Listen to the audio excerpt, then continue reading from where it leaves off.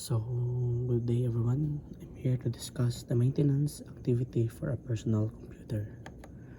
So, first is to check your hard disk for bad sectors and errors. So, this is probably the most important job on the maintenance activity because ScanDisk checks your hard drive for errors. If there is a problem with your hard drive, then you are in trouble. It is the main component in your computer and stores all of your precious data and files. It is always best to perform. Defragmenter will not work when there are file errors or hard disk errors. So here is how to maintain your hard drive and check for bad sectors and errors. So first is go to Start menu and choose My Computer. Second, right-click on the drive you want to check. And third one is choose Properties for the drop-down menu. Fourth, click on the Tools tab. Fifth, here you can press Check Now to scan your hard disk for errors. And sixth, a box will appear with some choices. Choose to let Windows fix errors automatically. And 7, press Start. And 8, when it is finished scanning, a report will appear.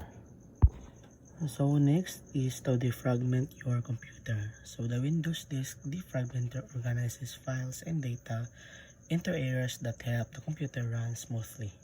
It moves the frequently used files to an easy access area and the latest used files the opposite.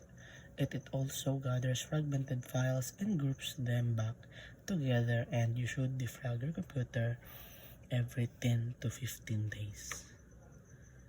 And here's how to defragment your computer. So first, go to Start menu and choose My Computer. Second, right-click on the drive you want to check. And third, choose Properties from the drop-down menu. And fourth, click on the Tools tab. And the fifth, here you can click the defragmentation to defrag your hard disk. And then lastly, press Defragment now.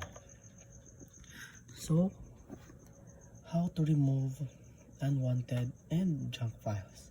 So this will remove such files as temporary files. The recycling bin compressed old files, offline web pages, and downloaded program files. To get there, you can go to My Computer, right-click on the drive you want to clean, choose Properties, then choose Disk Cleanup. So deleting browsing history. So you will be amazed at how many files you collect when you browse the internet. Temporary internet files, cookies, history, form data, and passwords. To keep your computer running smoothly, you must regularly delete all of this junk. If you are a person that likes a computer filling in your password, you should probably leave the cookies and the passwords. So next, clean out your email. So this may be overdone. However, if you delete an email in your Outlook Express, it then goes to the deleted folder. Then you have to delete it from there. Some programs then take that email to the recycling bin, where it has been deleted again. It sounds crazy, but it does happen. So next is have an external drive for instant backup. It doesn't just have to be an external hard drive. It could be also a USB flash drive or rewritable DVD disk, a spare hard drive installed on your computer, or even another computer altogether. If you instantly back up your files with another device, you will have less maintenance to do on your computer, so you will not be clogging your computer up with the files and data, and if your computer crashes, your files will be safe.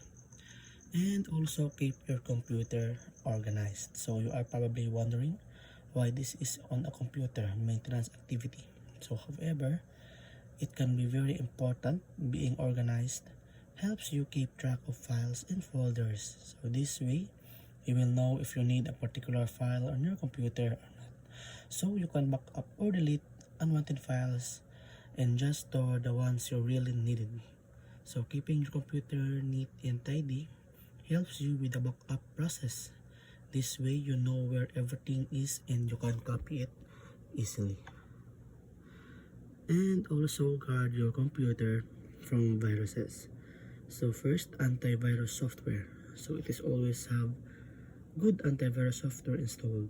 The free ones to work occasionally, but however, you are better off paying for an antivirus that has backup support and regular updates. And second, limit downloading. So downloading from unknown sources is dangerous because it is highly likely that you will end up with a virus. So if you are downloading a program, it is best to make sure it comes from a reputable software manufacturer. Do your research and you'll save your computer some stress.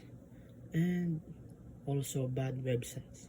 So websites that offer things that are too good to be true or have XXX content usually can give you a virus or a tracking cookie.